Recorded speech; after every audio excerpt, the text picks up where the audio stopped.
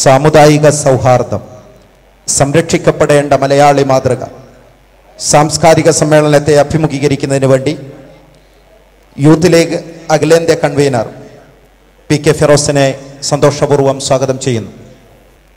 അസ്സലാമു അലൈക്കും വറഹ്മത്തുള്ളാഹി. ഒരിക്കലൊരു കൊച്ചുകുട്ടി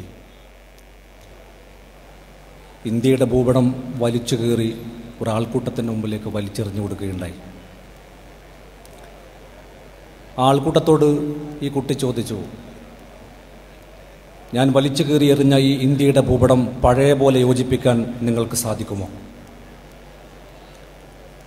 അവിടെ തടിച്ചുകൂടിയ ആളുകൾ പലരും ഇന്ത്യയുടെ ഭൂപടം പഴയ പോലെ യോജിപ്പിക്കാനുള്ള എല്ലാ ശ്രമവും നടത്തി പരാജയപ്പെട്ടു.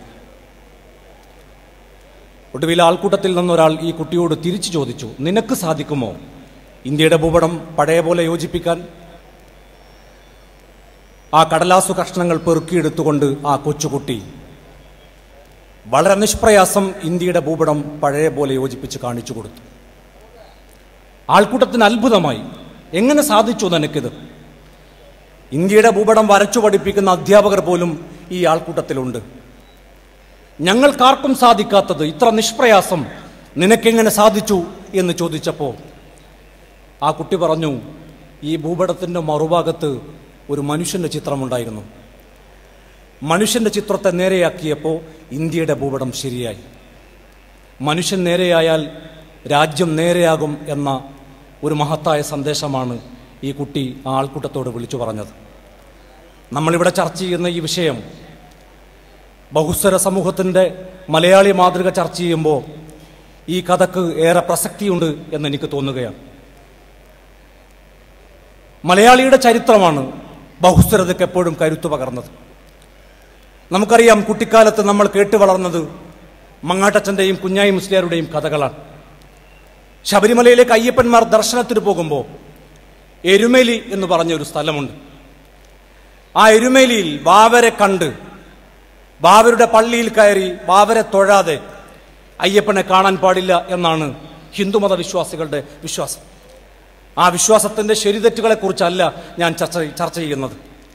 മലപ്പുറം ജില്ലയിൽ മുന്നിയൂരിൽ ഹിന്ദുക്കളുടെ ഹൈന്ദവ സുഹൃത്തുക്കളുടെ കളിയാട്ടം എന്ന് പറയുന്ന ഒരു ആഘോഷം. ആ ആഘോഷത്തിന് ഇടവ മാസത്തിലെ 2ാമത്തെ വെള്ളിയാഴ്ച എന്ന തീയതി കുറിച്ചു കൊടുത്തത് മമ്പുറം തങ്ങളാണ്. ഈ ചരിത്രബോധമാണ് കേരളത്തിൻ്റെ ബഹുസ്വരതയുടെ അടിത്തറ എന്ന് പറയുന്നത്. ഈ ബഹുസ്വരതയുടെ ചരിത്രം അറിയാത്തവരാണ് ഇന്നത്തെ വർത്തമാനകാലത്ത് വർഗീയതയുമായി ഈ ബഹുസ്വരതയെ തകർക്കാൻ വേണ്ടി കടന്നു വരുന്നത്. അതുകൊണ്ടാണ് പച്ച ബോർഡ് ഒരു വിവാദമാകുന്നത്. അതുകൊണ്ടാണ് പച്ച കളർ ഒരു വിവാദമായി വരുന്നത്. പ്രണയവിവാഹങ്ങൾക്ക് പോലും മതത്തിൻ്റെ പട്ടം ചാർത്തി രാജ്യത്ത് വർഗീയ കലാപമുണ്ടാക്കാൻ ആളുകൾ ശ്രമിക്കുന്നത്. ഇതര മതസ്ഥരുടെ ആഘോഷങ്ങൾക്ക് പോലും ആശംസകൾ നേരാൻ പാടില്ല എന്ന് പറയുന്നത്.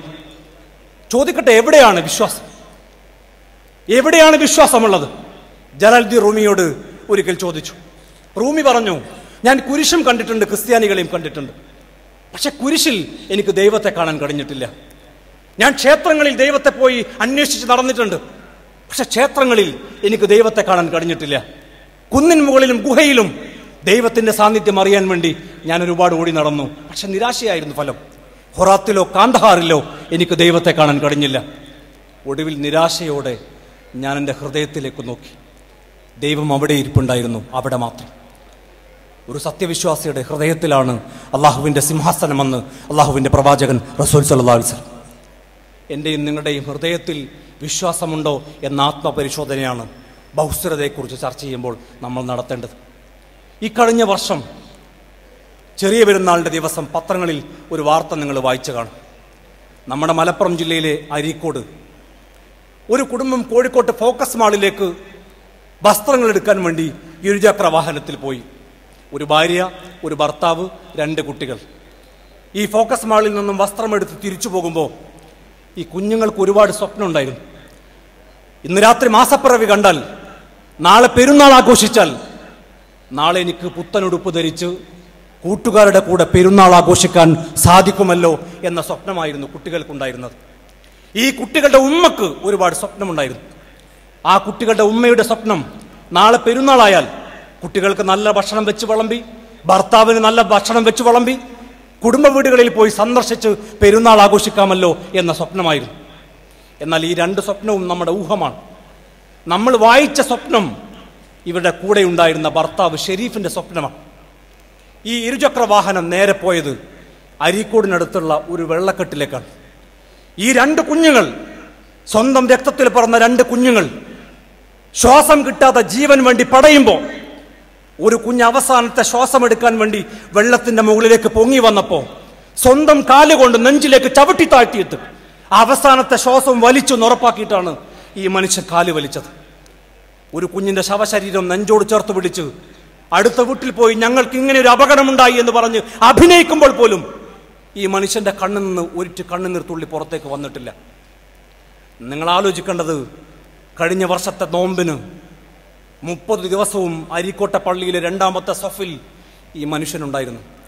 2ാമത്തെ സഫിൽ നിന്നും 1ാമത്തെ സഫിലേക്ക് ഈ സമുദായത്തെ കൊണ്ടുവരാനുള്ള പെടാപ്പാട് പെടുമ്പോൾ എന്റെയും നിങ്ങളുടെയും ഹൃദയത്തിൽ വിശ്വാസമുണ്ടോ എന്ന ആത്മപരിശോധന കൂടി നടത്താൻ ഇത്തരം ചർച്ചകൾ ഉപകരിക്കുമാറാകട്ടെ എന്ന് പ്രാർത്ഥിച്ചുകൊണ്ട് ഞാൻ നിർത്തുന്നു. അഭിവാദ്യങ്ങൾ. അസ്സലാമു അലൈക്കും വറഹ്മത്തുള്ളാഹി.